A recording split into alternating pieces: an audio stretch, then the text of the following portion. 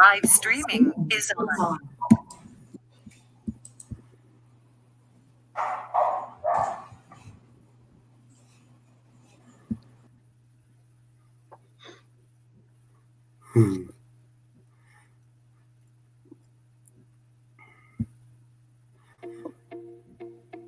The LATAM-CHINA Innovation Day is a space that brings together experts, entrepreneurs, and investors who promote the innovation and entrepreneurship ecosystem.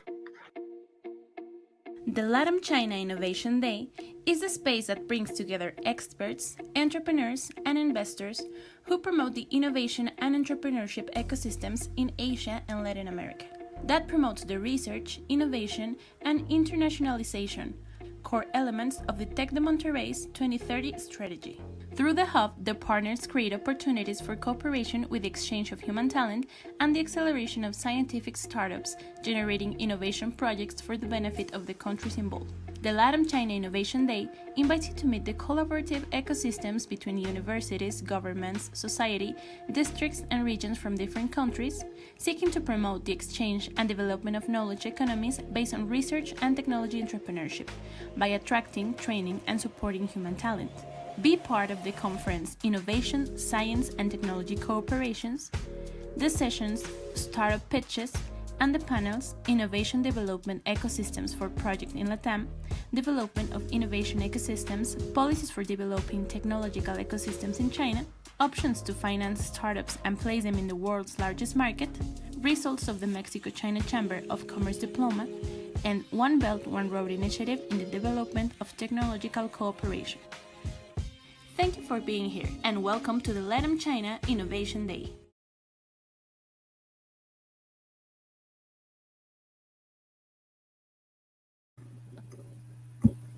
Okay, well, thank you very much. Thank you very much. Welcome, everybody. I'm Alfonso Araujo. I'm the director of the Tech here in China, in Hangzhou, at the Mexico-China Center, sponsored by Tec de Monterrey and by the Hangzhou Chang'an government. We are in the second week of activities of the LATAM-CHINA Innovation Day, and today is panel number 2. So today we're going to talk a little bit about how China has invested and done special policies to create local ecosystems that foster science, foster technology, and foster this technology-based projects for the 21st century. Our first guest is Mr. Untitled from Zhejiang University's Knowledge Transfer Office. He will be speaking to us about how tech transfer is done in China. Our second guest, who's already here, is Mr. Ray Mu, Mr. Ray, from Tsinghua University's Entrepreneurship Research Center. And later on, we will have Ms. Lucia, also from Zhejiang University, to speak about local policies in Hangzhou. So, without any further ado, Mr. Untitled, thank you. Okay, thank you for inviting me. And I joined the opening ceremony in person last week. It was impressive. It was beautifully done. Congratulations. And Alfonso and I go back a few years, so I'm happy to give a discussion here. And I'll spend about 15 minutes to talk about a snapshot, as I called, for the last 2 years. Things are happening in China very fast. And in the last 2 years, there's a series of policies, law changes, practices, all these kind of things. I want to give a general overview and just a very fast, quick collection. And also, I sent the slides to Alfonso, and if you're interested, you can always. So that's me.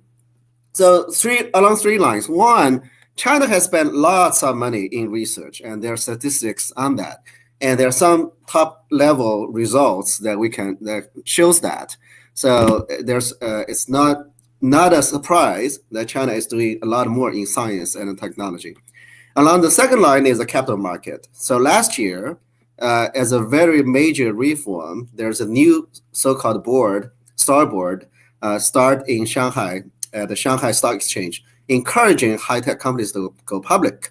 And also earlier this year, the Securities Commission told us what qualifies as a high-tech company to go IPO on their board. So we are studying this very closely.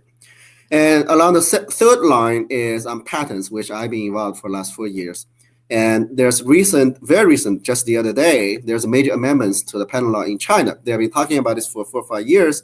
Finally, it's done. And there's a major implications for that, I'm sure.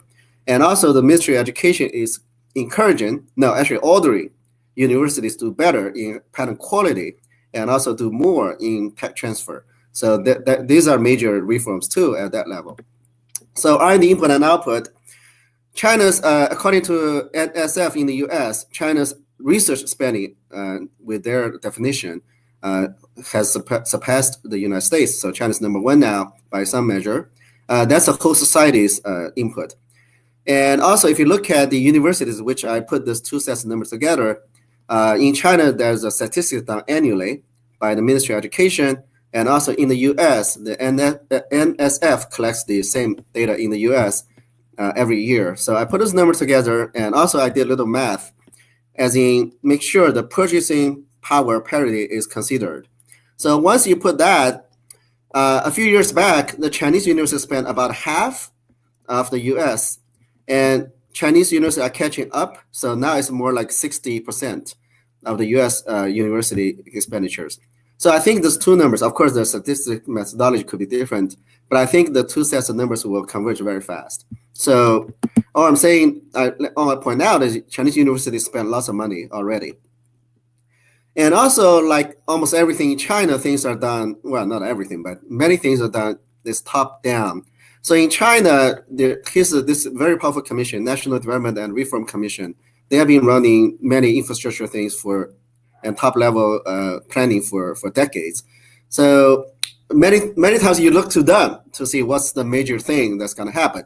So earlier this year, they report to the People's Congress what they did last year and what they're going to do this year.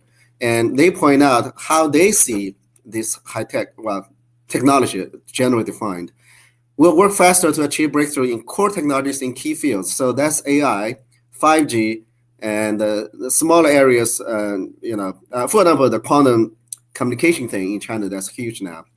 And also they point out, it caught my eye, so we're building a system in the condition of socialist market economy. So in China, this is still emphasized. This is a system that's putting down the money and expanding results. So that's important background. So one of the result is this list. This list is an international list called the top 100 science technology clusters. These are cities. Okay, so it's done by, it's part of this global innovation index every year. It's done by the World WIPO, World International Property Office. WIPO is an international organization. I think they're part of the UN. I could be wrong though. They have been around for a long time. So they do this index every year.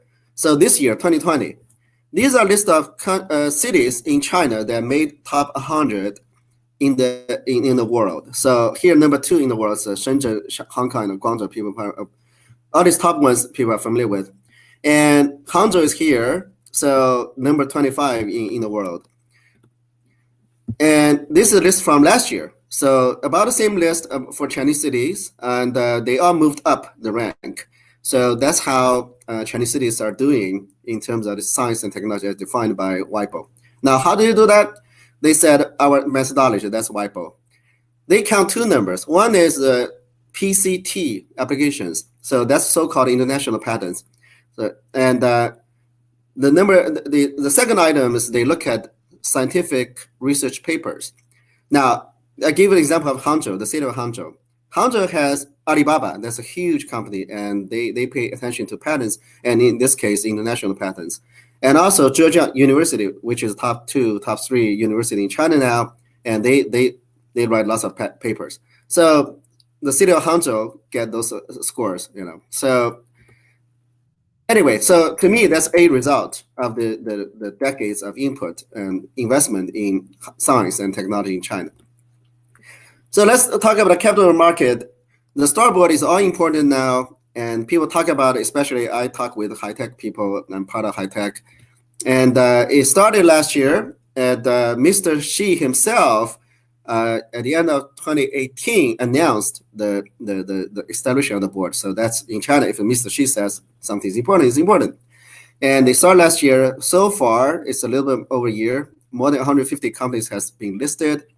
And they're hardcore high-tech companies typically. For example, they're the company who does for the high-speed rail, they do the signaling system.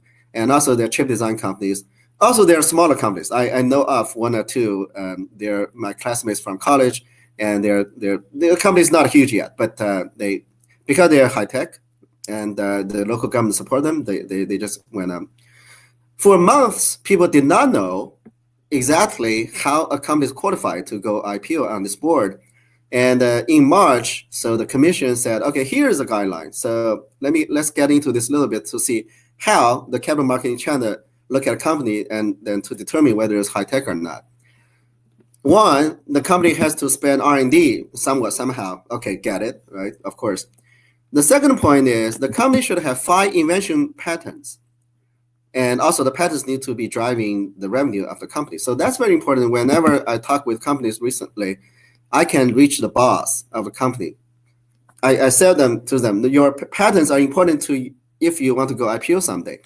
So that's very, very interesting. And that has created a wave of litigation already. If you want to go public, somebody is not happy, they launch a lawsuit in terms of patents. That has happened already. So that's how intense the competition has become already. And finally, of course, the company needs to create the revenue. Now, if the company cannot make all these 3 indices, they have 5 exception clauses. And just to study the clauses, you can see how the stock exchange is guiding potential companies.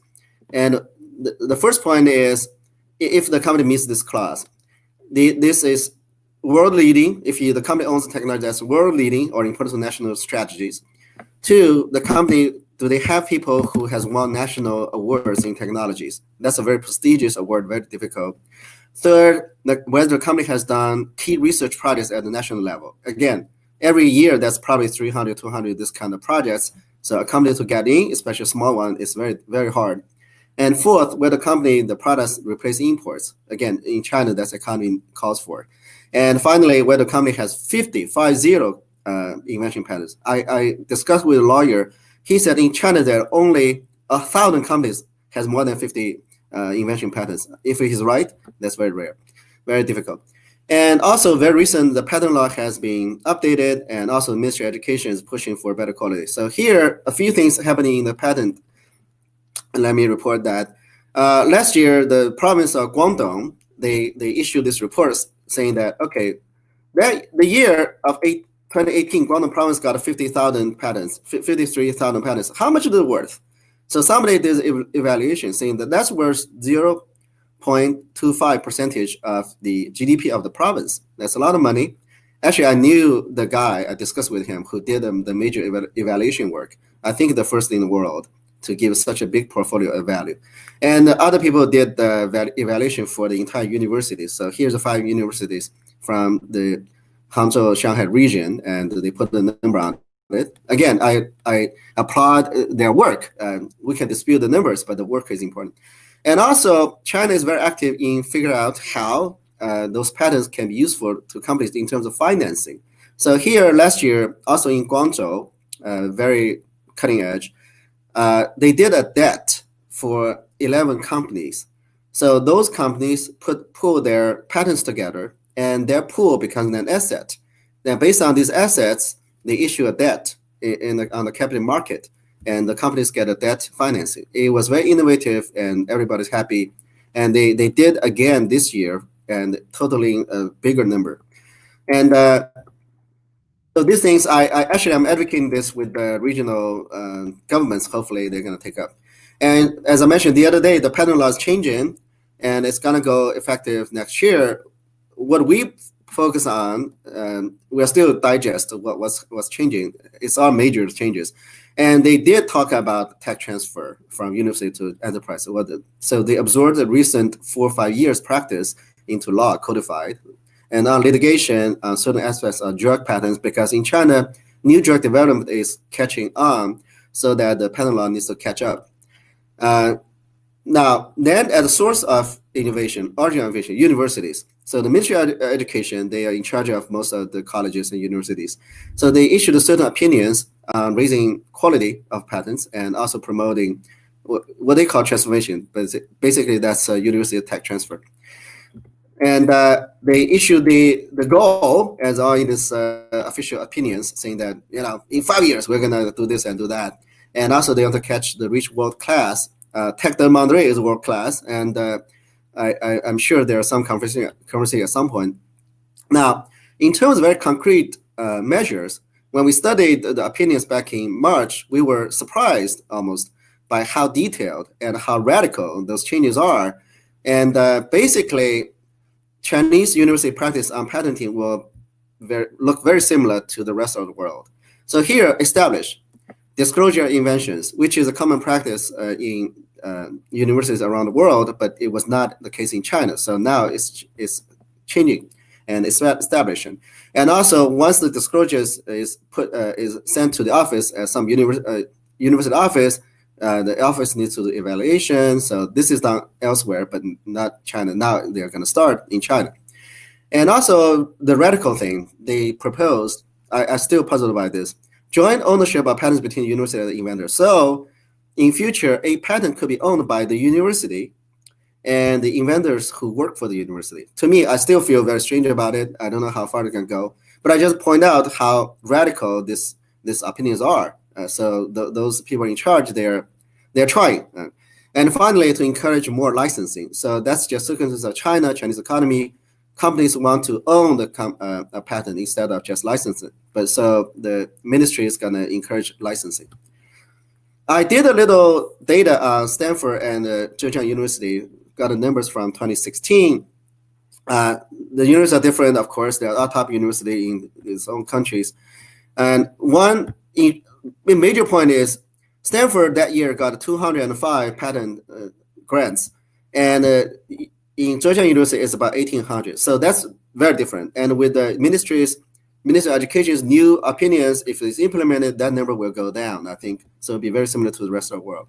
Now, one important figure is the office does tech transfer. How much money they generate and what's the percentage to the university research expenditure? So I did the number for Stanford that year was 5.9%. For Zhejiang University is about 3 or 4%. To me, that's not that different. But anyway, so Chinese universities are looking at those figures and try to catch up with the rest of the world. I think Chinese university will do very well just because the Chinese economy needs it. And also we are learning other models. For example, here at the University of Notre Dame, they visited us about 2 years ago. I was part of the conversation and we learned a lot. So the vice president for research, Professor Ricci, if I remember right, so he started off saying the traditional university tech transfer office is not working. Okay, there are problems here and there. We all agree with that. And so what they do is he expanded the work, the scope of the office. Basically, they do more incubation. And the more important point is they have a investment fund also, so that they do investment also. So very importantly, their people can take stock in those startups. So again, incentive is important. So I think their model really speaks to the whole important aspects, everything. Now, in China, the functions, the tech transfer office, the licensing, the investment, the fund, a major university like Zhejiang University, Tsinghua, Beijing University, many other universities, they all have different offices to carry out those functions. And Notre Dame basically does everything under one house. So I think that's a very interesting model. Now, let me point out in China, Chinese are hungry for technology. Whether the technology inside China or outside China is the same. I would say the game's still young because the current stage of China is high quality growth. And it just started for the last 2 years. And China has a huge size and economy. So here's the sense. The United Nations, the figures from a couple of years ago, China's manufacturing output is is 28% of the US. So that's combining number 2 to 5. So that's huge. And there are 3 regions that are driving out the first. One is to the south, they're near Hong Kong and Macau. One is near Shanghai, one is near Beijing. And those regions, just give how ambitious these are. Here is Zhejiang province alone issuing those goals. They have created world-leading manufacturing clusters in automobile, energy, and also 15 clusters in 100 billion level, and also 10 billion industry leading all this kind. That's how kind of scale you can sense in China. And again, everywhere is hungry for new technology. And finally, let me point out 3 hotspots because I travel around and talk with people. In my sense, there are 3 very interesting places that need lots of high tech or exporting high tech. The high-speed rail, which of course China is very proud of. It's a little bit controversial 10 years ago, not anymore, because right now it's just lots of technology that's developed by Chinese. In terms of the mileage, number 1 in the world by far. They're still adding new lines. And I talk with people, they have Australia set up, all this kind of things, very interesting, high tech. And I know a few people in research. And also China has this Xiong'an new area. It's near Beijing. And the idea is companies headquarters in Beijing, they need to move to this new area. Now, this new area is a blank sheet. They start from literally ground. They are very ambitious. Give a small example. They are building the largest railway station in Asia. They are going to finish this year. And also, all the self-driving cars, they are testing in the area too. And finally, is just bring people's attention to Macau. And we all know things happening in Hong Kong. So Macau being tiny, but Macau will receive lots of favorable policies. And the neighboring city, Zhuhai, will benefit from that. So this is going to be a new hotspot too. And they will need lots of new technology too. Okay, so this is basically a snapshot I provide. Hopefully, give you new knowledge about what's going on in China. That's why Chinese is looking for lots of technologies. Thank you very much.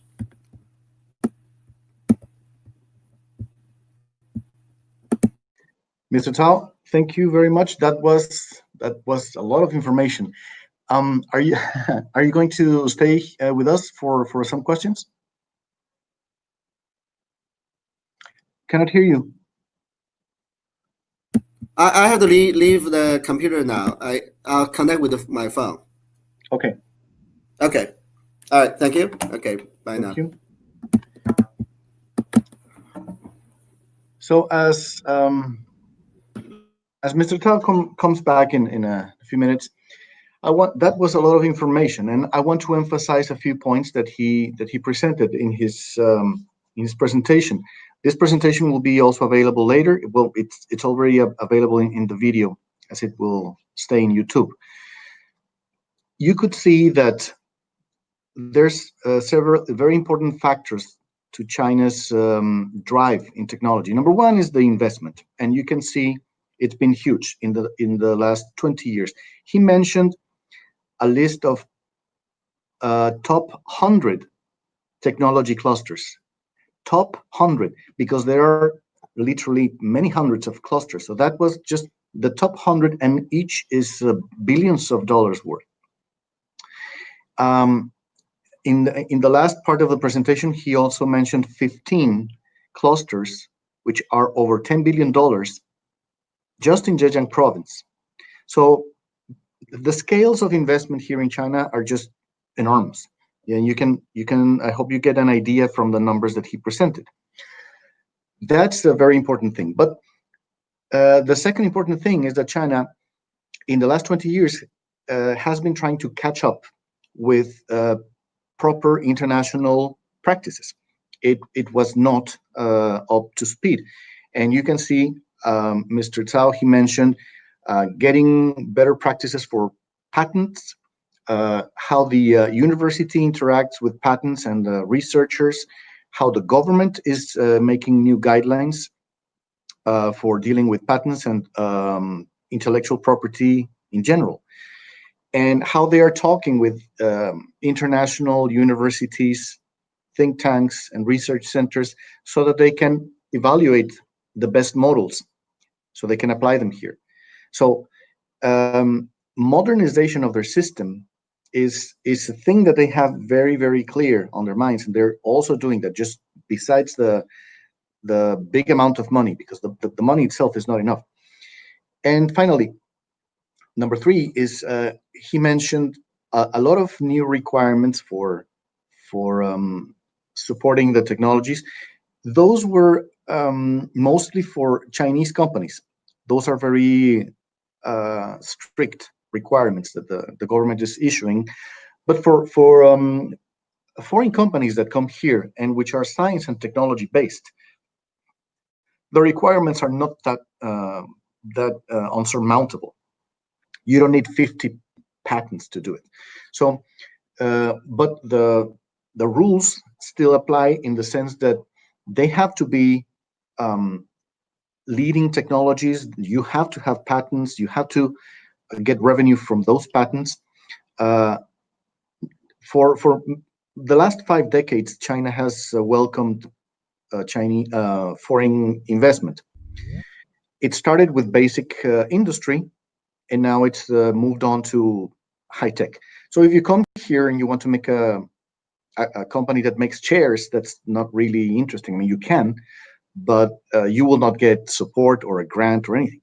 But if you come with the technology, which, like he mentioned, you're involved in biotech, or you're involved in artificial intelligence or advanced engineering, then of course there will be a lot of interest in your project.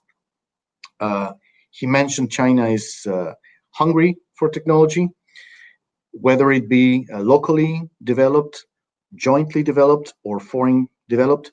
The needs are huge. The population is big, and the kind of challenges that China faces is the same challenges as the rest of the world: medicine, food safety, climate change. But of course, in Chinese dimensions. So the technology is a very important thing, and it's been on top of the list of the 5-year plans, as they still call them. These are 5-year strategies or outlines that the government issues still every 5 years. It's not a planned thing anymore as it used to be, but these are guidelines to take into account. And for the past 20 years, development of technology, development of patents has been right on top of that list. So take a chance to go through Mr. Tao's presentation a little bit slower, because you can find a lot of very interesting information, a lot of interesting numbers, and the comparisons he makes between foreign and local universities. I found it very, very interesting. It will probably in the years to come, it will become closer. So, Mr. Tao, are you back yet or no? I think he's not back yet. Well, he will rejoin us shortly. In the meantime, I want to introduce you to Mr. Ray, Mr. Ray Mu.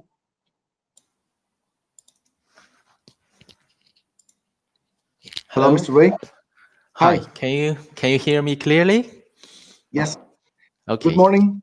Good morning. Good morning. Mr. Ray, he comes from Tsinghua University's Entrepreneurship Research Institute. So besides the what we just saw now about the investment in technology and bringing companies, that's the hardware, we can say. China is also very interested in talents, and especially entrepreneurs. And there's also a lot of things that China wants to learn from abroad. So Mr. Ray can talk to us a little bit about the work that the Entrepreneurship Research Center does in China. Okay, thank you. And I see the theme of this session this morning is the policies of the innovation ecosystems in China. So my topic will be the promoting innovation ecosystems in China through mass entrepreneurship and the innovation, which is a major initiative by the Chinese government to promote the innovation ecosystem.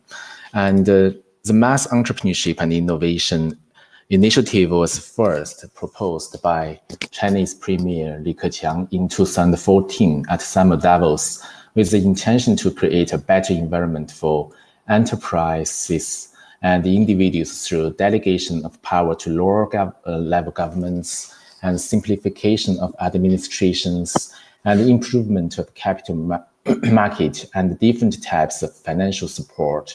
More specifically, mass entrepreneurship and innovation also aims to stimulate business development and entrepreneurial spirit among the great public, expand employment opportunities, increase personal income, as well as facilitate social and economic mobility. Since mass entrepreneurship and innovation initiative has been introduced, hundreds of government policies and the initiatives are issued because they have been 5 years now. And we summarized them into 4 categories of these policies, which are aiming to enhance the institutional mechanism, the finance, the intellectual capital, and the service and the supports for the mass entrepreneurship and innovation.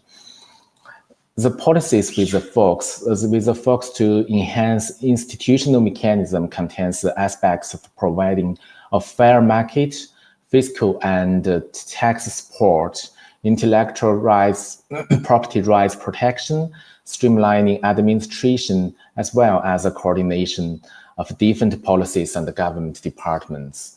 And the financial policies are aiming to provide inclusive finance to the participants of mass entrepreneurship and innovation with the aspect of capital market, bank support, the venture capitals, and the new models of financing.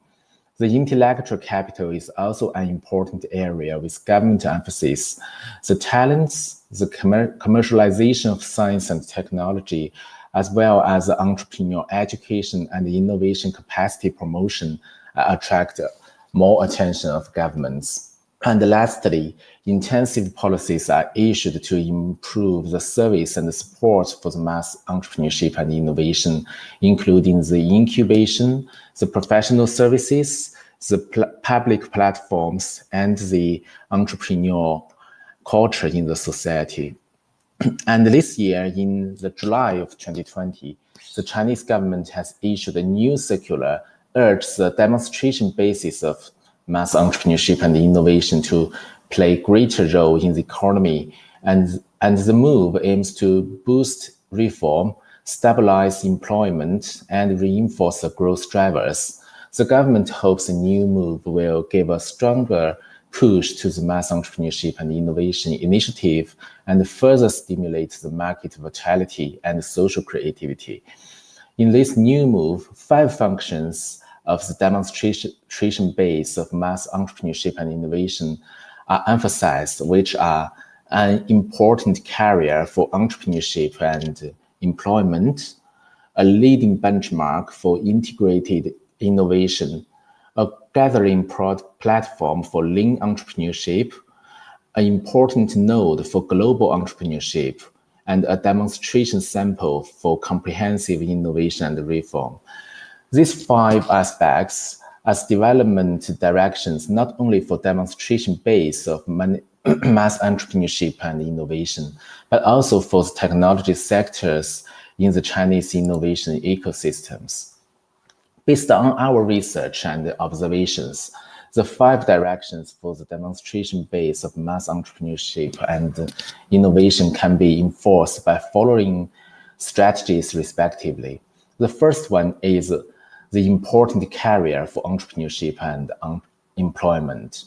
To improve the entrepreneurship and employment, developing digital economy is an effective way because the platform enterprises now as most important sectors for employment. For example, the Alibaba in Hangzhou has created more than 40 million jobs in 2018 and helped many vulnerable groups find diverse employment by creating inclusive and fair employment opportunities. Meanwhile, the flexible employment is also important.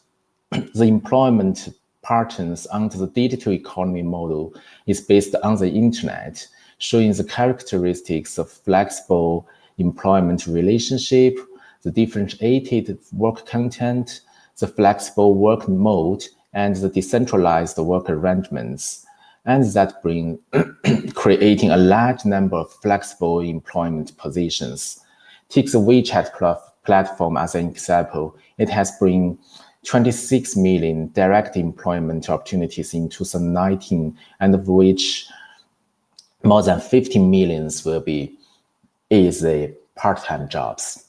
Moreover, for the new infrastructure initiative, which is a new policies issued this year, also provides new opportunities for the employment. The 5G construction is one of the core contents of new infrastructure. With the expansion of 5G application scope and the deepening of the application fields, 5G will provide about 3.5 million jobs in 2025 and more than 8 million jobs in 2030. Besides the development of the digital economy, deepening the integration of industry and education, as well as encourage diverse groups of people participating in entrepreneurship is also important. And the second aspect requires a demonstration basis to be a leading benchmark for integrated innovation. The integrated innovation needs a demonstration basis to promote the integrated development of large, medium, and small enterprises. Large enterprises can open up their resources, scenarios, applications, and innovation demands to small and medium-sized enterprises, and the SMEs were responsible for accelerating technology adaptation. Meanwhile, the demonstration basis also build technology and regional alliances for invitation to enhance their linkages and integration. The third aspect is a gathering platform for lean entrepreneurship. It includes developing professional entrepreneurship and innovation service platforms, promoting fintechs, and establishing new types of research institutions. All these measures will facilitate the transformation of scientific and technology achievements. And the fourth aspect is an important node for global entrepreneurship. Global entrepreneurship can be classified as 4 levels. The first one is the international customers and markets-oriented entrepreneurship. And the second level, it promotes international entrepreneurship through the flow of talents, capital, and other resources. The third level is establishing entrepreneurship service platform for global entrepreneurs. And the fourth level is a suitable and dynamic ecosystem for global entrepreneurs. In order to promote the global entrepreneurship, the demonstration basis will increase the communication and cooperation with the international incubators and innovation centers, such as Mexico Innovation Center today, and try to attract international talents through business or startup visas, as well as build the global innovation centers, all called the technology clusters, as Professor Cao just mentioned. And the last aspect is a demonstration sample for comprehensive innovation reform. And the aim of the innovation reform is to transform the vitality of people and the innovation activities into the vitality of economy. Therefore, the demonstration basis have to explore new forms of business, new models of business, and new industries, and foster new drivers for economic growth. So that's a brief overview of the policies of mass entrepreneurship and innovation initiative in China. And it also provides us a comprehensive perspective on how Chinese government develops the innovation ecosystem through policies. Thank you, and that's my topic. Thank you, Mr. Ray. We have a couple of questions here from the audience. You speak a lot about the policies, of course, that China has supported in the last years. As I was saying earlier, one thing is investment in buildings and investment in companies, but your part is very important, which is investment in human talent. Now, the government has done these policies, but how does the for example, Tsinghua University is a national official university. How does public funding and public universities work together with private companies or private investors for developing? Yeah, yes, and as I mentioned, the mass entrepreneurship and innovation is a very big initiative. It contains a lot of elements here, and one of the important thing is they call the let me see what's its the name of the policies. It's called the integration of industry and education.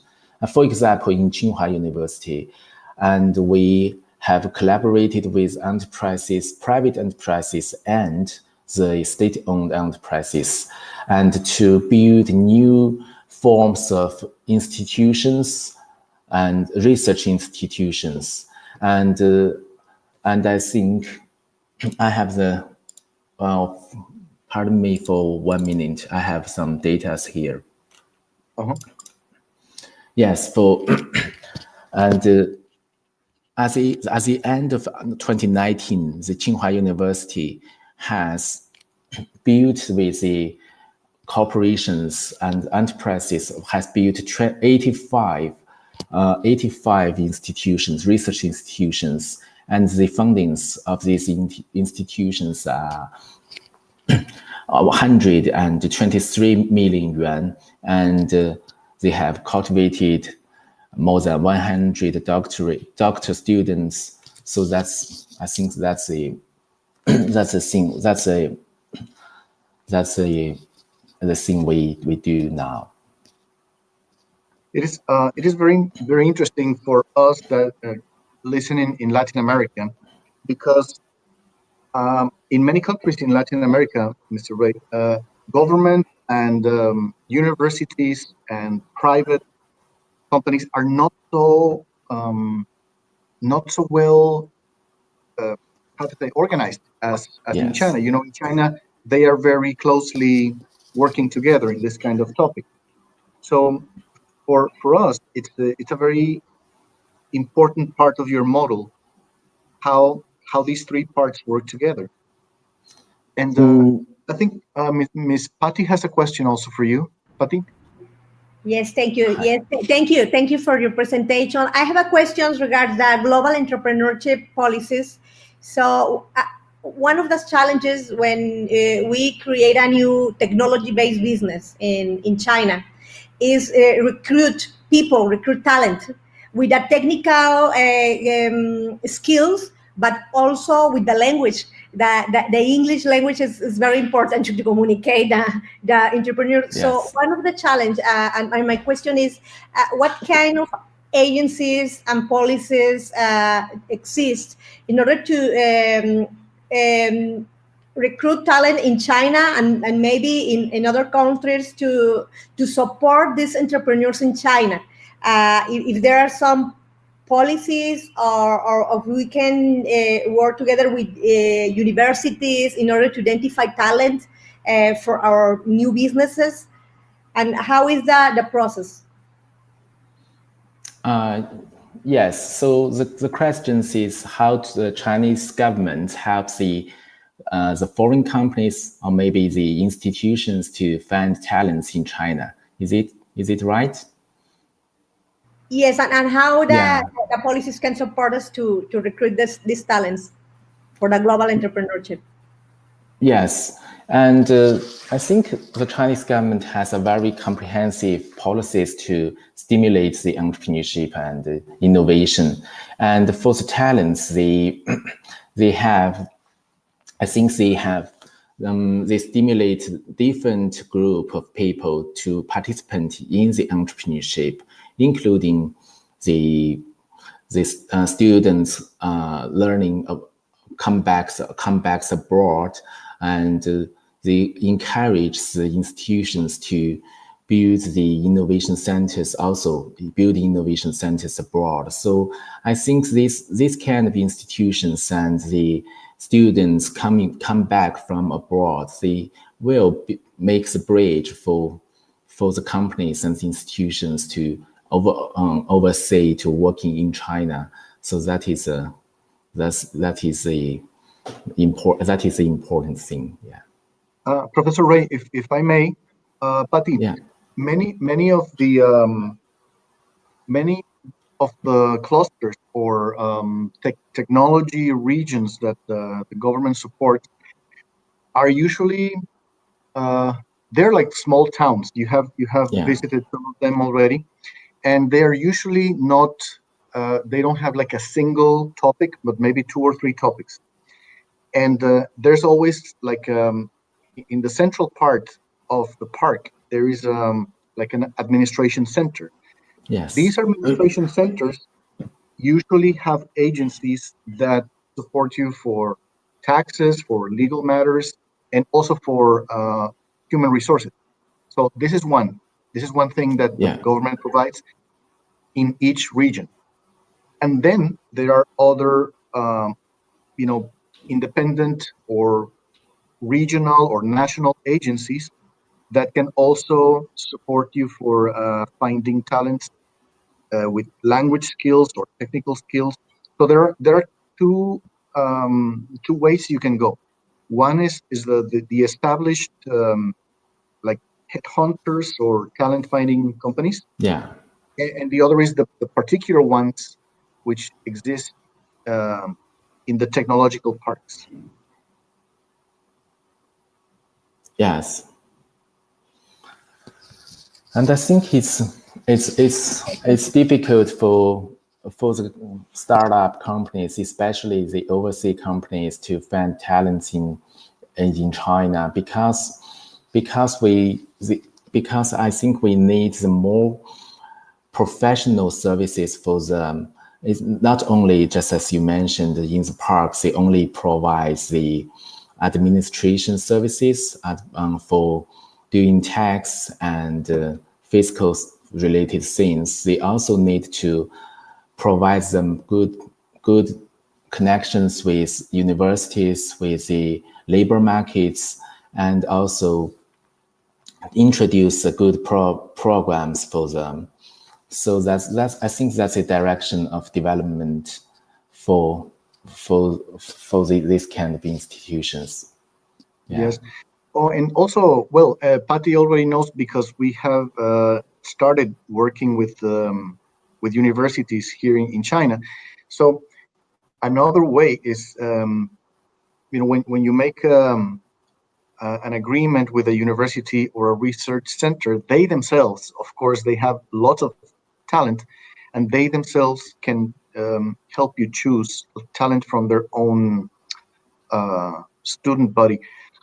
We have done that in a limited way with Hangzhou Dianzi University. Mm-hmm. There was a local team of students that was assigned to support Professor Macias. But we also do that here in the Mexico-China Center with the Hangzhou Foreign Languages University, which is always providing us with lists of people who do intern work here, and that are fluent in English or Spanish. So when you're dealing with research centers, and especially with universities, they will also be able to provide you with local talent.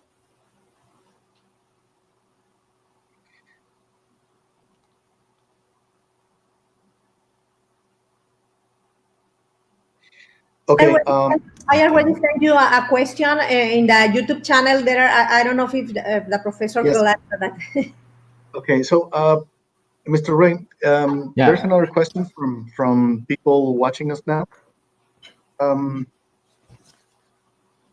They ask, as universities are pioneers for innovation and entrepreneurship, they want to know, do many universities offer postdocs or academic stays in general for foreign research?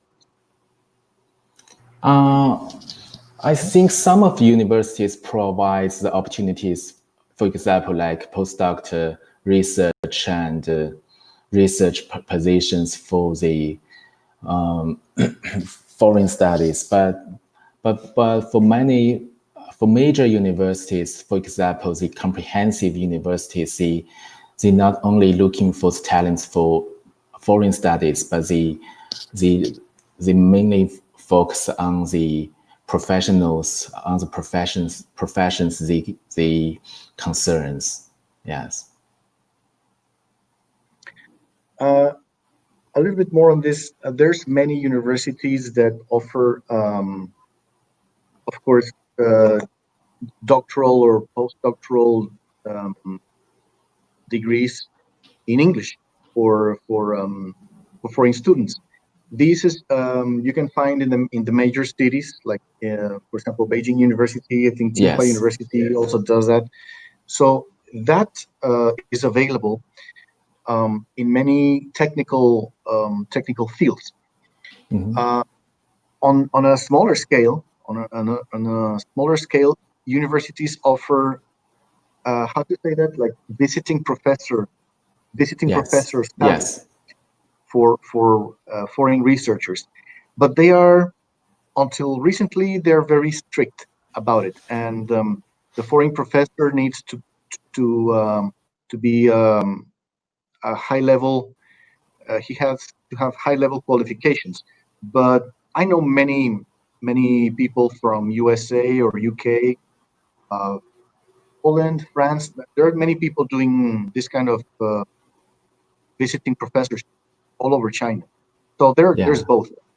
There's both, and especially we actually have done some exploring of this option with universities here in Zhejiang, that they can offer you some teaching post as long as you come with a project. So that's also an option.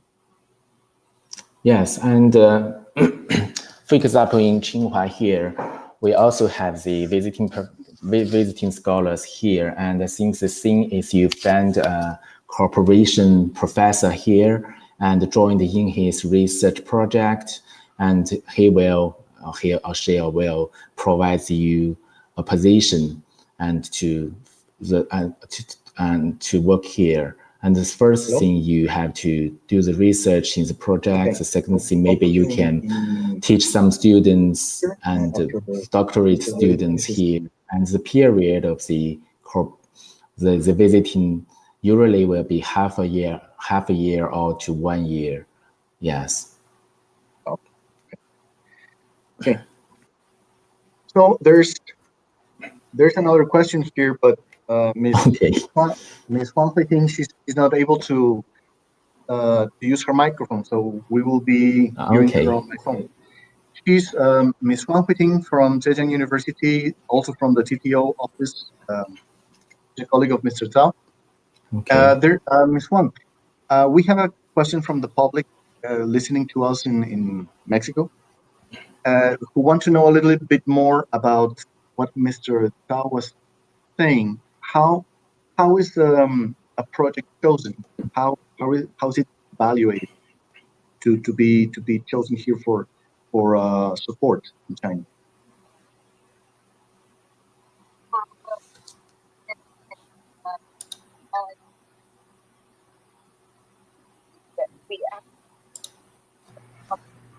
I think it's better if you listen and you translate it because it's not possible to hear him.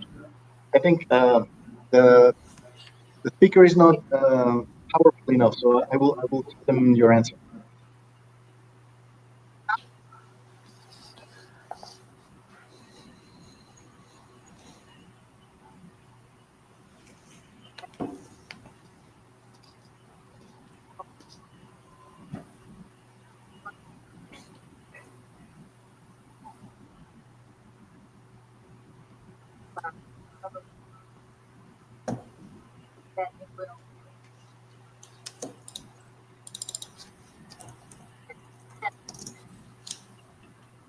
Okay, let me get that to them. So actually, this is very interesting because China University's CTO office, they have a proprietary software that they developed for ranking the strength of a patent. So they will take a look at the patent and rank it. That's step number one. They will have a rank from 1 to 10. Yes.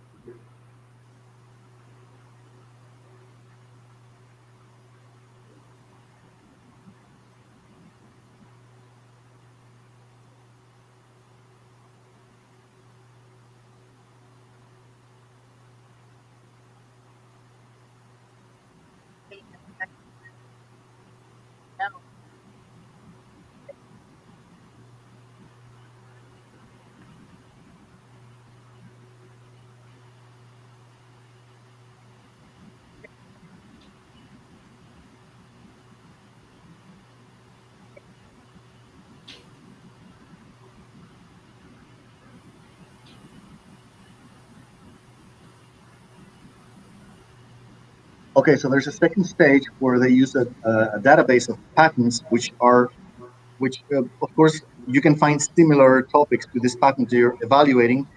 And in this second stage, you can evaluate how much would be the worth, the economic worth of the patent once it goes into the technology transfer process. Yes.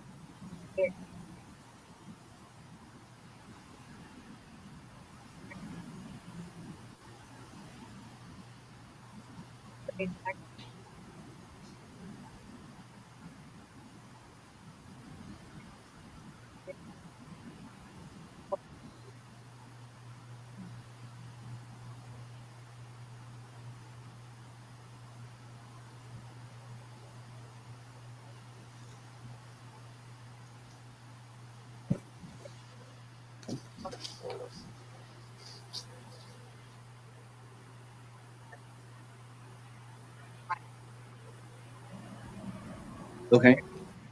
Okay. Thanks. Let me get that to them. So they actually have a very complicated, I mean, a very complicated, yes, comprehensive system for ranking the patent and the intellectual property. So it ranks the patent from a technical point of view, then it ranks the patent from a commercial point of view, and then they do a lot of matching between existing companies and what can be done with this patent. So that's the way they this particular research, I mean, center does it. If you're talking about government has expert panels that uh, do this kind of evaluation every 2 or 3 months. So they make calls, and many projects are brought together, but they are brought together they are presented in front of expert panels. So that's a different setting because the evaluation is done there, and it's questions are made uh, personally, physically. So we have only so far we have tried that second option, which is uh, pitching in person. But the kind of evaluation that Ms. Wang is talking about is mostly done right now for. Is this right? Is that kind of evaluation is done for Chinese IT, right? Yeah. I'm sorry. What?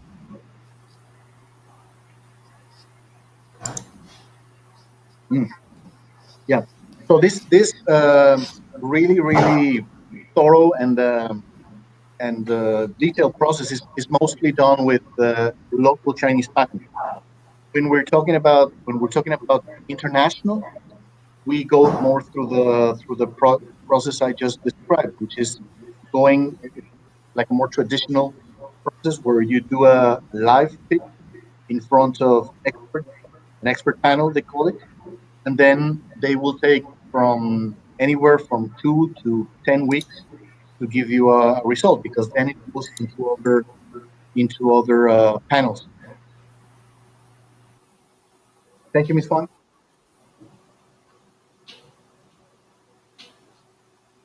Okay, thank you. Thank you.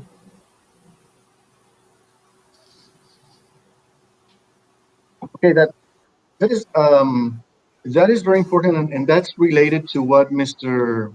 Tao was saying just before about how China is trying to modernize and standardize much of its processes for dealing with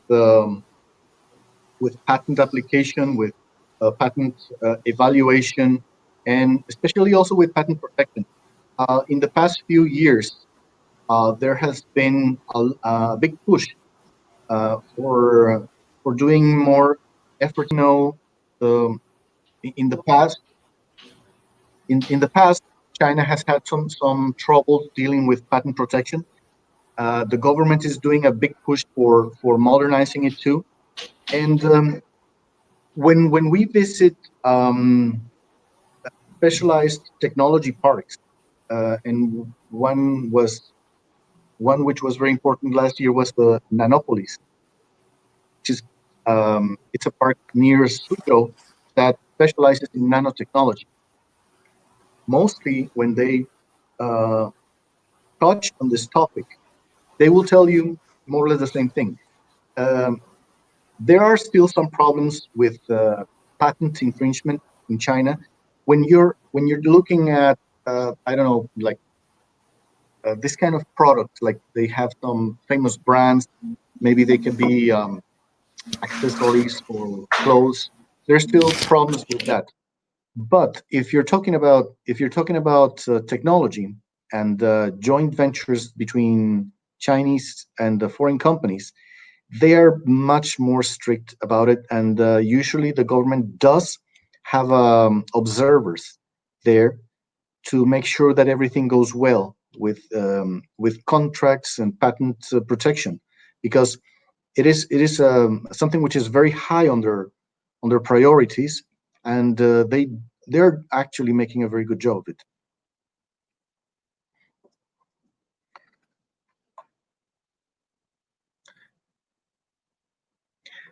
Do we have more questions from the public? Not yet.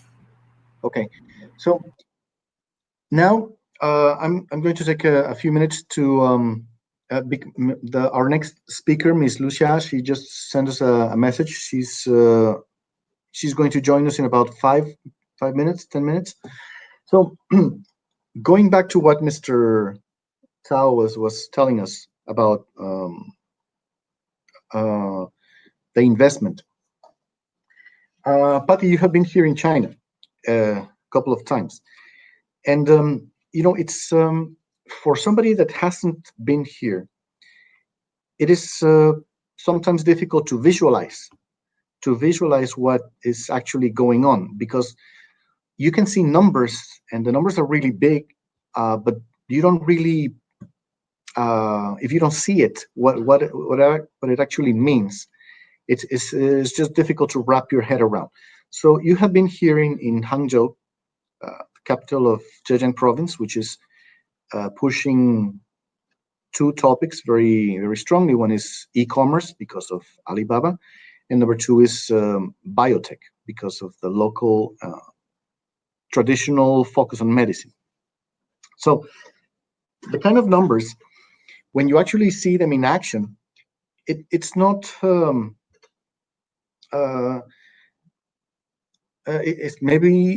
it's much bigger than what you expect. When they're doing a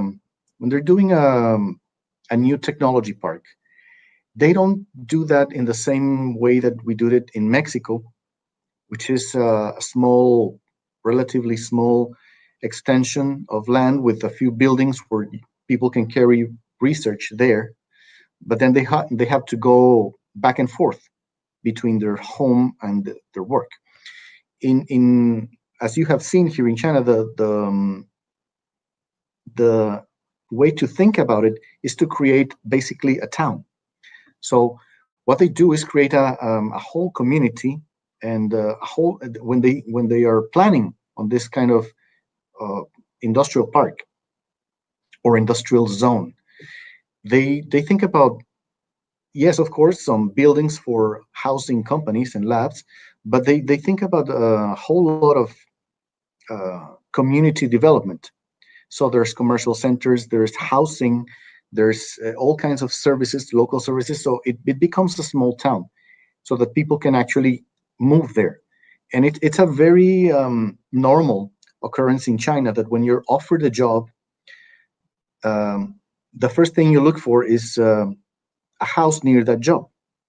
So this is not new. This has been going on since the opening in the early 80s of creating regionalized, specialized zones. So in the beginning, it was whole cities. Like, for example, Wenzhou is a city which specialized in shoes, for example. Taizhou is a city, the whole city, which specialized in metalworking. So China started with that kind of thing back in the 80s. So doing specialized regions that could make things much more efficient. And that's why they could capture huge chunks of the market, because you cannot beat the volume that they can produce. But it's because of the fact that they regionalized their industries. So we don't do that anymore as in the sense of cities. But in modern times, in the past 20 years, we do that in the sense of specialized technology zones. Yeah, so that's a very important thing. And these zones not only are related to a topic, but they are related to universities, research centers, and everything, like with talent we're talking about right here. And what kind of policies exist to give these spaces for new startups in that village, for example? If some imagine some Latin American startup would like to move to China and want to use these spaces of these towns, what kind of support or what's the process to be there? It varies from one region to the other. There are some regions who want to really push for engineering, for example. Others want to really push for e-commerce. So they will make like special policies for that particular topic. So, for example, they have their own policies, in the sense that they take advantage of existing national policies, plus existing provincial policies, and maybe some existing city policies. They take advantage of all that. Plus, if they have a very big endowment, they have very big resources, as is the case with them, because they are funded by Alibaba, so they can offer extra perks to people coming. So they can say, I will offer you the standard benefits, plus I will give you my own housing, which is very good, which is over the standard. I will give you some extra money for school or for something. So it varies a lot between regions, but what they usually do is take the existing policies and they add some local advantage.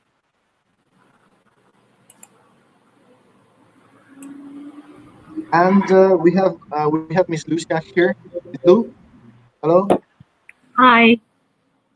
Hi. Sorry, good morning. Was that okay? Quite stressful. No, don't worry. So I leave you to it. Miss Lucia is coming from also from Zhejiang University's Technology Transfer Office. So she will be talking to us a little bit more about this, about the policies and the processes that they do. Sorry, so it's my turn to share our experience in this? Okay. Yes. Sorry, I'm quite new to this website. Don't really know how to use it properly. And then I talked to Hoiting last night. I don't know how to share my slides. Oh, Patty, can you tell her it's a little button on the bottom right? Is that it? In the left of the screen, you can down in the left in the corner. There is Yeah. a little as a computer and said share your screen, and you pick there. You can pick I can't see anything here on the left. in the application. I don't know. There is a hand, and beside the hand, Yeah. you can see a small Test. computer, and you pick, and this is share your screen. I don't know if you can see Alfonso. I can see. I can test stuff. But I don't think I can see anything. I can share my slides. Sorry if you're a bit confused about this. It's I can see it. It's next to the hand. There's a hand and there's a square there. I think. Yes. That's Yes, when it says. next to the hand. Yeah, next to the hand it says share your screen. Yes, in that only you pick up that, and you can share the application or all the screen. Seems I don't know. Maybe they need to In the left, plug in on my the left side. Yeah, on the left side, I can see the hand. I can see the text, where you can text your messages, but there's no options for share my screen.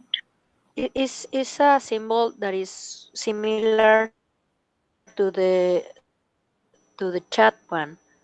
It's a similar. If you pick that one, maybe display the screen options. I'm really confused about this. Sorry about this. Sorry.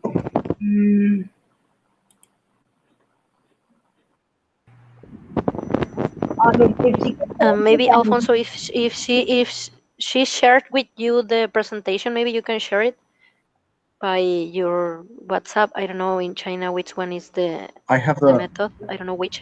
WeChat no, it would have to be by email. I will try to drag, see if I can.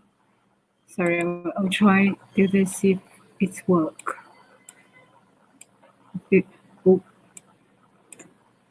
No, it doesn't work. Oh.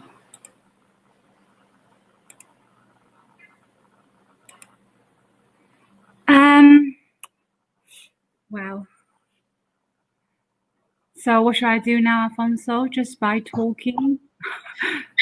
You can yes. I mean, you can talk, and later you can share the presentation with everybody. I mean, the video will be recorded, and we will be sharing files with all the participants. Okay, let me try this. Yeah. All right. Sorry, didn't work. Okay. So thanks for inviting me for this event, and I'm very grateful for giving me a chance to share our experience in technology transfer and innovation and entrepreneurship. Zhejiang University is a leading university in China. Ms. Lu, can you turn on your video so at least we can see you? I don't know why it's off, on and off sometimes. All right, okay. Can you see me now? Not yet. I saw you when you first arrived. But it seems like a video camera is on my side. Is on? No? No, not. I cannot see you. Can the rest of the people see her? No. No? That's strange. Because I saw you when you first came in. It's on and off. Shall I try to log in again? Yes, please. Okay, sorry. Try again.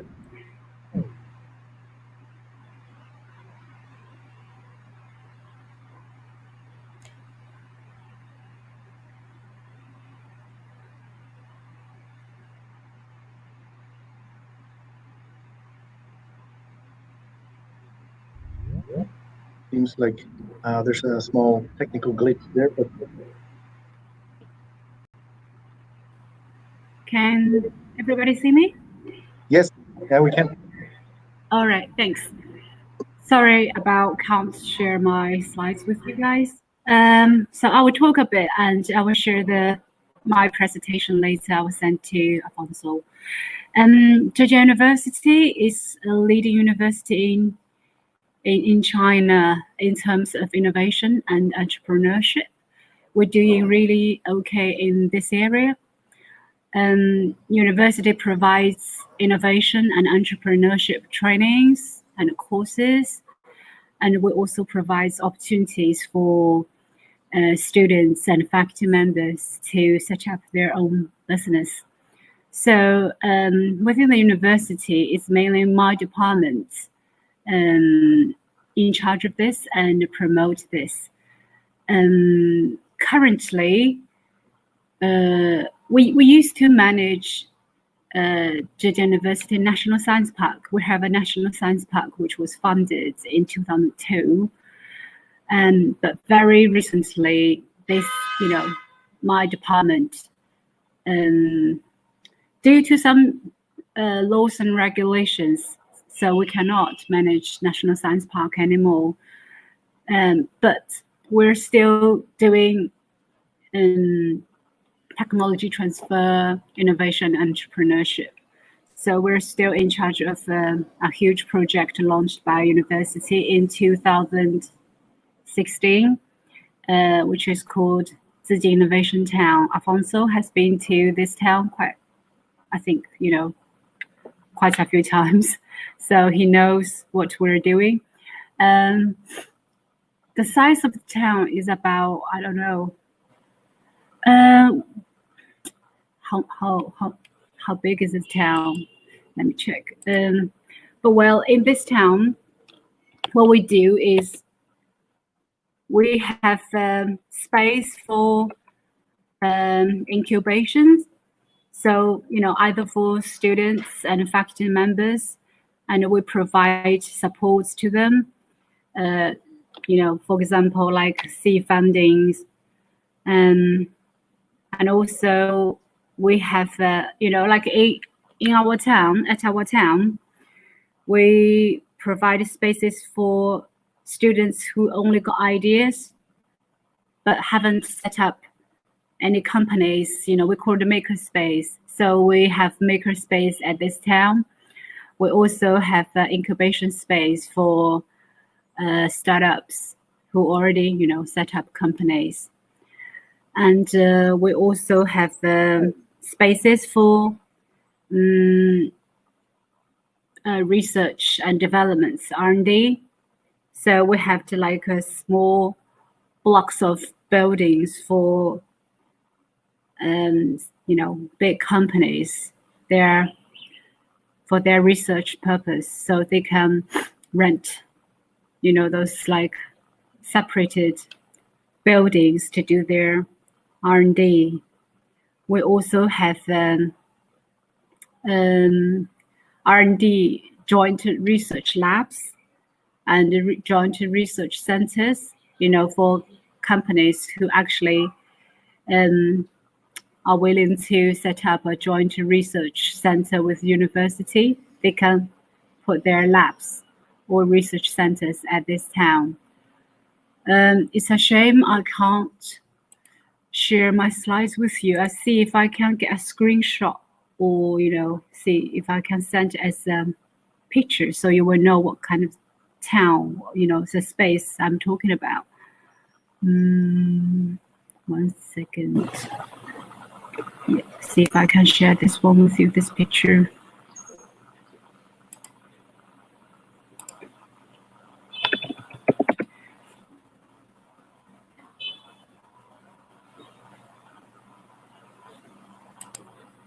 Sorry, bear with me for 1 minute.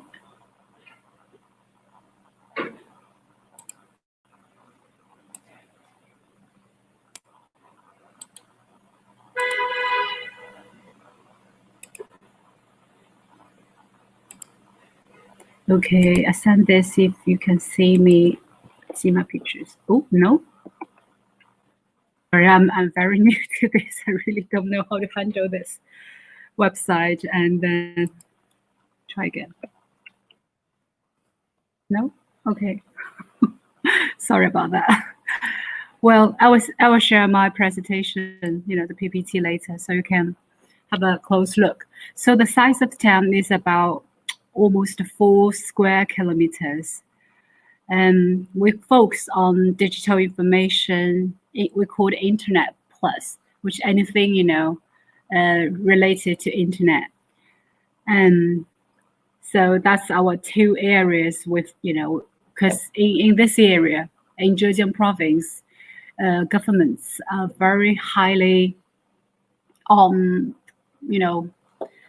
developing digital information and Internet Plus, these 2 areas.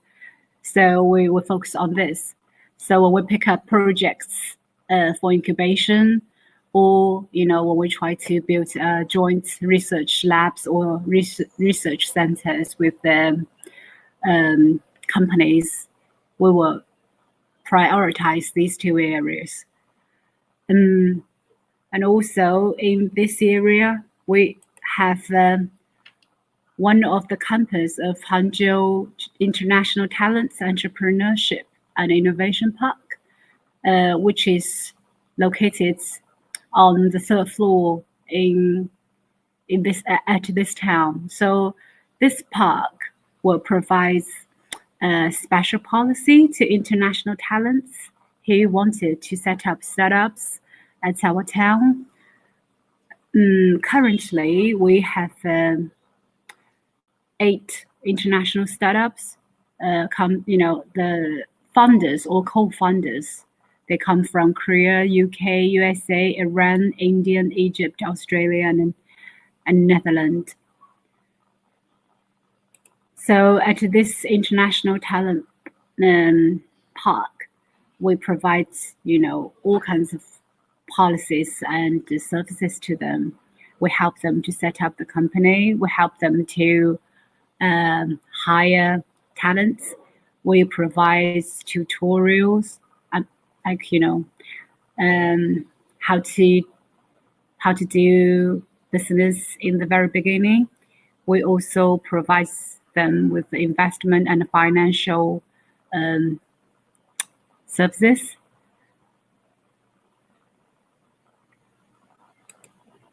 So as I mentioned previously, we have a seed fundings at this town. The size of the seed fund is 100 million Chinese yuan. I don't know how much equivalents to dollars. Probably is about 50 million US dollars. We also have joint other fundings available, which is with the university side. So for seed fundings, we only provide these fundings to the projects which actually are incubated at this town.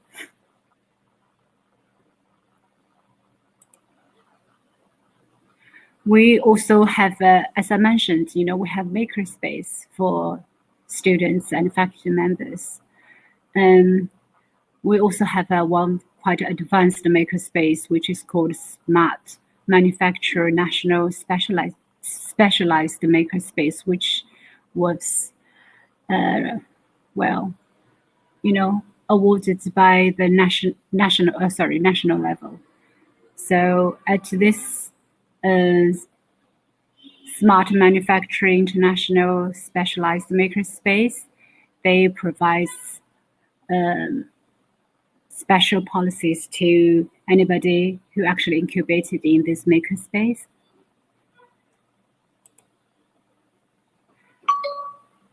So currently, we at this town, all the startups, but we are building other buildings. So there will be, the whole town. Phase 1 will be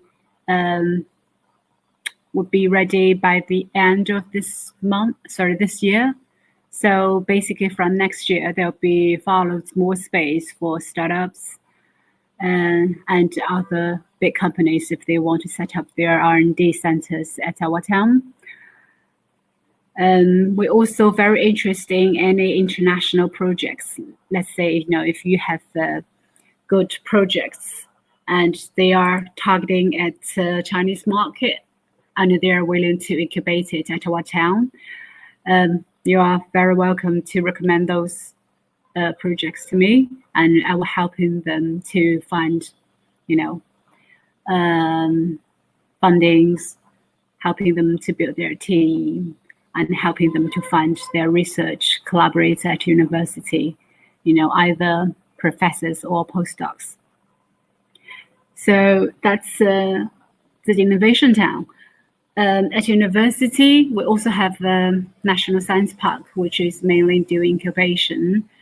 Our National Science Park, it's called a National Science Park, so it's awarded by the central government, as a national level science park. The science park main campus is not at this town. It's somewhere very close to Westlake in the center of the city. Our National Science Park, they have different policies to support faculty members and students to incubate it at their science park. So for example, students, if they want to set up a startup, we provide 3 years of free rent, space with free rent to them, and all the office, equipment like tables, internet, meeting room, shared meeting room. They can just, we called, they just need to buy a computer so they can get in to start their business. So everything is available. We're also helping them to, like a networking, helping them to find the investment as well, provide tutorials regularly, different kinds of events, helping them to do the tax and human resources, this kind of related issues. As to university faculty members, university have a quite special policy. So any researchers, if they want to set up their own business, they can keep their post, their position at university for 3 years. University still give them salaries, and if they don't have to do any teaching, any research, they can just go for their business. So after 3 years, if they're happy with their, business, they can quit their job at the university, or if they're happy, they can return to the university and stop their business. Or if they're happy, they can do part-time teaching and part-time research and still doing their business. So that's university's policy in terms of support faculty members setting up their own business. At university, they also have another important policy for faculty members. Let's say if any of their technology, IP, being bought by companies, the team can get up to 70% of the licensee, money goes to the team. University only take 30%. So that's big sum compared with other universities in China. University try to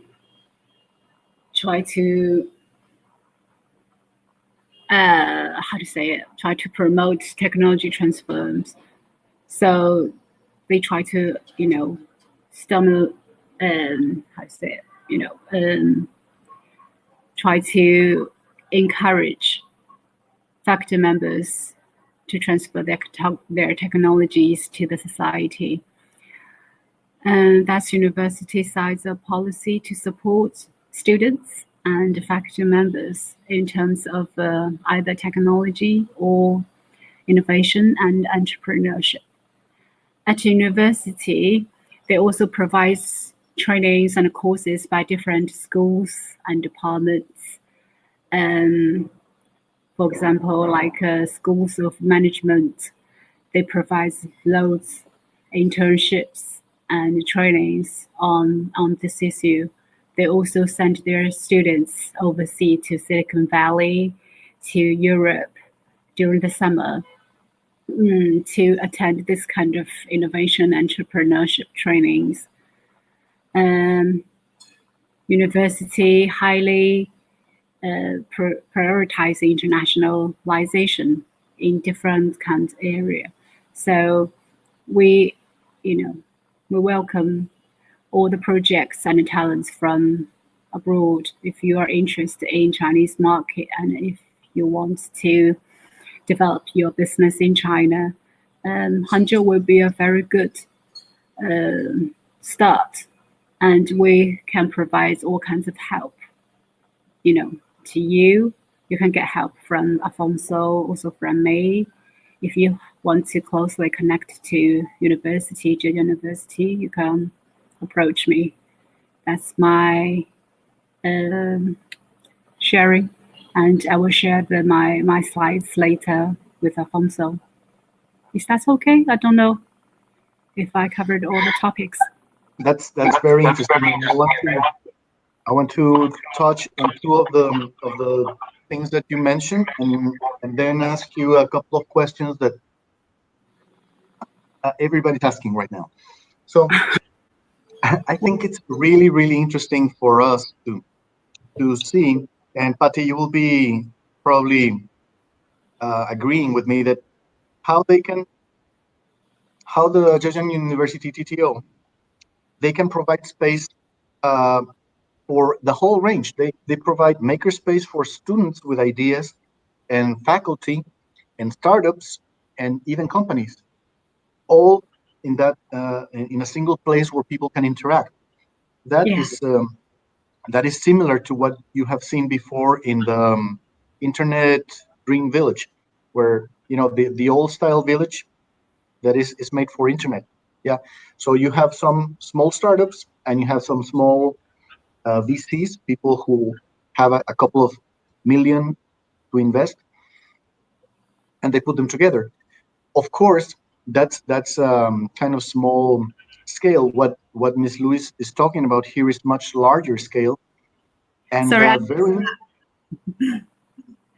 Yeah, because I just joined the conversation, at 9 o'clock. So I missed parts of the discussion you had previously. Yes, so it's very interesting that we were mentioning this, that how everything is interconnected, and how the very important thing is that how they are offering space and free policies and free support, even for students with basic ideas, which that is a very important point. How? You mean how? Oh? Sorry, the connection isn't very good. Yeah, I can't hear words on and off. Sorry, go on. Sorry. And number two is the opening of spaces for international projects, which is what we're interested in. And Ms. Lu, everybody's asking you right now how to do that, and how to go into the innovation town, and what does it imply?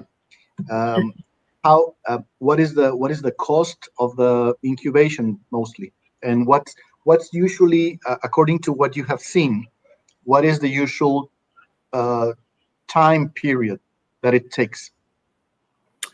Well, I'm not in charge of this area, but I can introduce my colleague to who is in charge of this. If anybody is very interested, I can refer that lady to anybody who is interested in this. As far as I know, they provide 3 years of free rent to use the spaces in International Park And if the project is good enough, I mean, it's not determined by us. It will be assessed by the Xihu district, because that's where we get the funding from. If the district government think the project is very good, they will also provide seed funding to start, help the person fund it.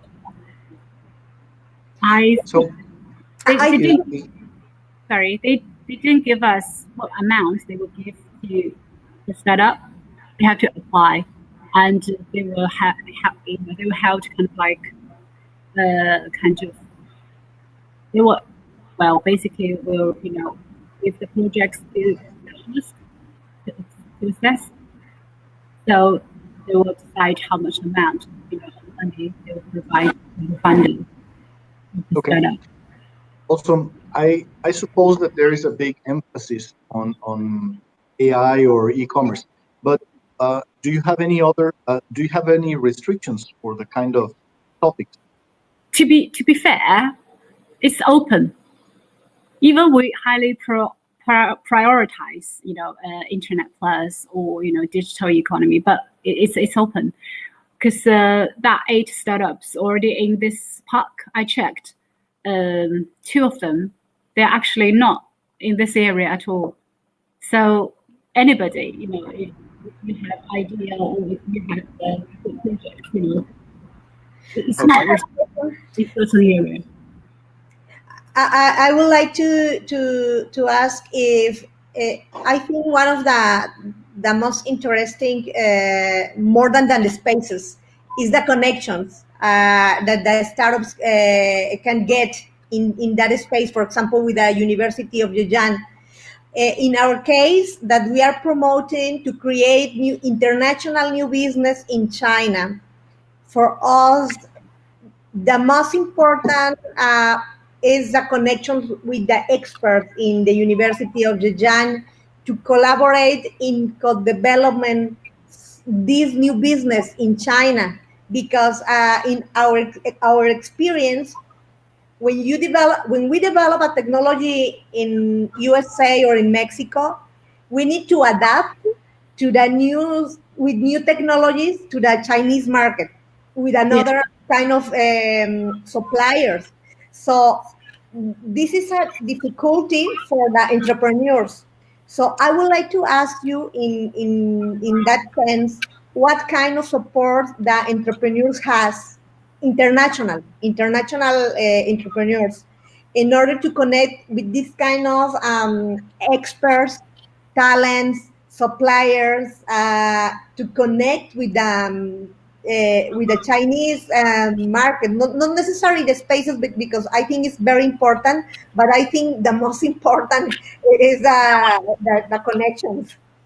Yeah, I think I quite agree. It's the networking. So how we connect you to the investor, how we connect you to the market, and how we connect you to the researcher to co-develop your technology to which will be used in Chinese market. I think to researchers it's simple, because we are university departments. We are either my institute or National Science Park. We're university, part of the university division. So it's very easy for us to find, any research you want to develop your technology jointly together. That's easy. We also have the technology centers I haven't mentioned. We have technology center, we hire specialists in this. They're working on different area, helping the company, in the society to find researchers at university developing their technologies together. How to connect you to the Chinese market? I think that you will only know once you are in China, because we can do some work to tell you, your product or your services will be need in China, but you only know once you actually start to set up your branch here or set up your startup here, then you will start to operate. Then you will know what you need to do and how you're going to connect and how you're going to operate, how you're going to localize the Chinese market. So I think for our services we can provide is because we have loads alumni and companies we actually have cooperation with. So we can use our network to introduce you to those our alumni and also our partners. That's what we can do. And if you want any consulting services, let's say, what kind of marketing strategy you should use, we can refer you to the specialists at university, let's say professors from School of Management or specialists from School of Public Management. We have this kind of resources available. And how we're going to get you the fundings you need at different phases of development. Well, we have partners in funding companies. So if you need, it depends how much amount you need. We can introduce you to our partners at different levels. And the suppliers, yes, you can get cheap material, cheap supply in China because we got so many factories. If you want, we can help you because our technology centers, we have 100 operations across the whole country. We have different, either in the north or in the west or in the south. We've got operations everywhere, and they working closely with local companies, local industry. So they can help you to find supplier if you want, but you just need to pay them some small money. They can help you with that. Okay, this department is the incubation department, or who is in charge of that, of all this support for the entrepreneurs? Is in the Zhejiang University. Who is the department? Is a business accelerator, or is an incubation program? Well, it depends on which incubation space you're talking about. If you're talking about the incubation space we manage at the town, is actually decided by us, by our department. But if you're talking about the International Innovation and Entrepreneurship Park, which is located on one floor at this town, that space is managed by us, but it's actually, the money is funded by the district government. So all those projects will be assessed by the district, government. But we can give them our advice. We think, we say, oh, this project is very, very good. You should provide, how much money. They will listen to us, but it's, will be determined by them.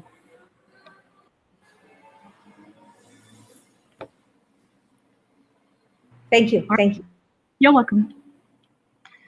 So I think the point here, and for our viewers in Mexico and Latin America, is that number one, China is very keen on, and it has a very clear idea that investing in new science and new technology is the only way forward. Investing in knowledge has been a very high priority for China. And number two, as we have seen from our speakers today, is that they are very integrated at the national level, provincial, and also city level, between governments and academia, especially. Yeah. There is a very close integration too.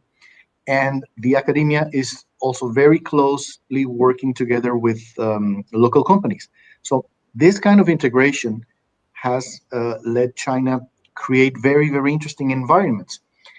They're still not perfect. They're as Mr. Cao said earlier, they are modernizing. They're looking at models from all over the world, but it's modernizing very, very fast.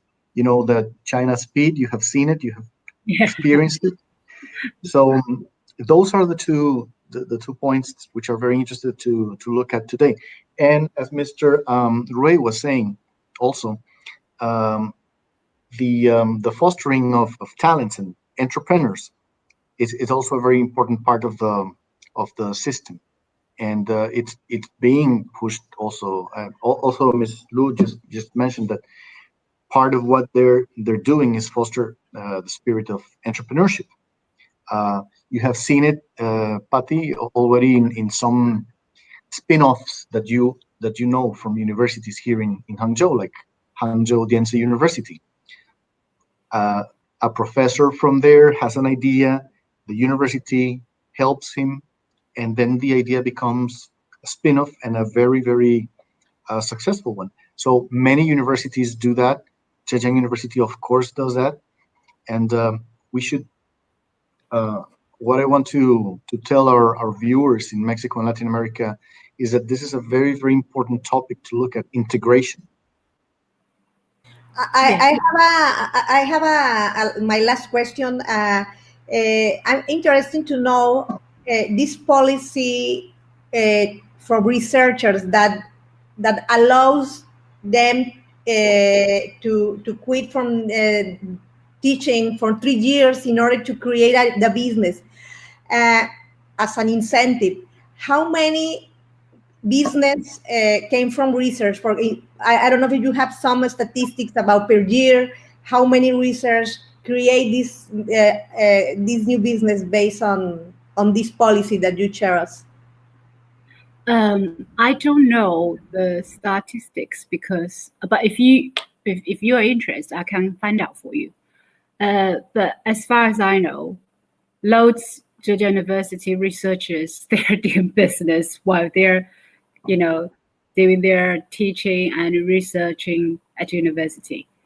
So it's very common, and it's very, very popular at the university, because as we, as the university claimed, we are one of the most entrepreneurial university at university. So in terms either our students and also our faculty members.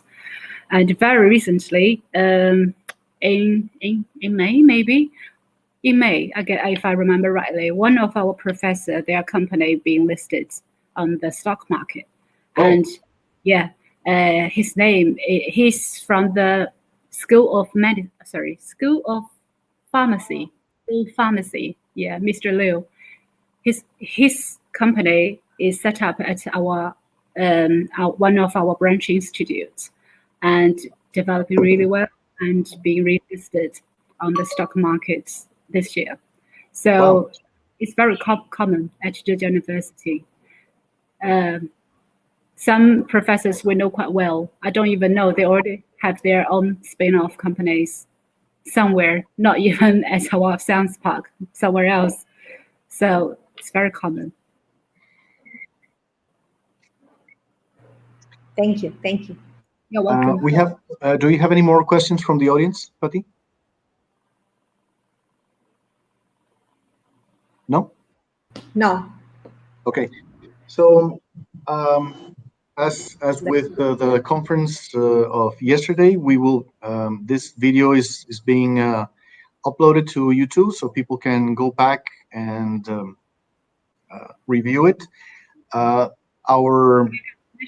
speakers. Of image.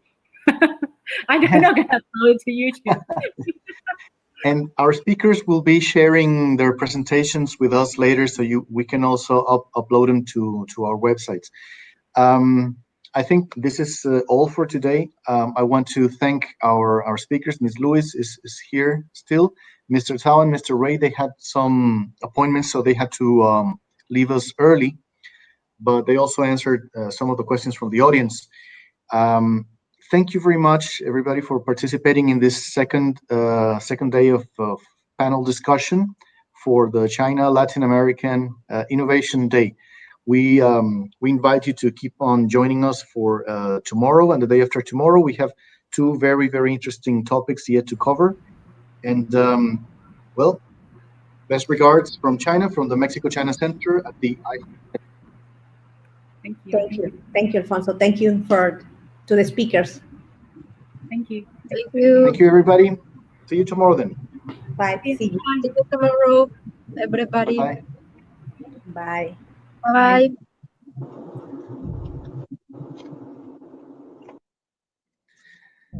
Bueno, Pati, pues Muy bien, creo que estuvo muy Todavía interesante está en vivo, Alfonso, aún estamos en vivo.